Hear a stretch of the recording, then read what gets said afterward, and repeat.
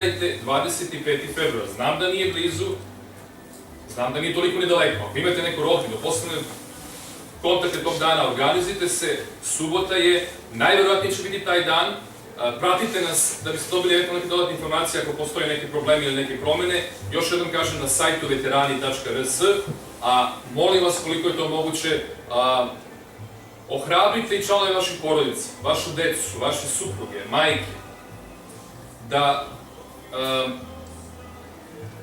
to se kaže ovako lajkuju, ali da kažu da im se sviđaju te strane na Facebooku, da im se sviđa ta naša strana, odnosno naš sajt Srpski ratnih veterana, da im se taj sadržaj sviđa, da bismo naš imidž, našu sliku i u društvu, prvo našim porodicama i familiji razbili, da ne bude taj stereotip kako smo mi neka tamo zapostavljena grupacija ljudi koji nemaju nikakva prava i ne znaju da se bore za svoja prava i ne treba s njima mnogo petljati. Dakle, dajmo malo da promenimo taj imidž, dajmo malo da iskoristimo ovo što su naši domaći sudovi ukazali da postoji diskriminacija među veteranima. Dali su nam pozitivne presude, to je velika stvar, ljudi. Imamo sada ipak podršku našeg pravosuđa u jednom odličnom domiru.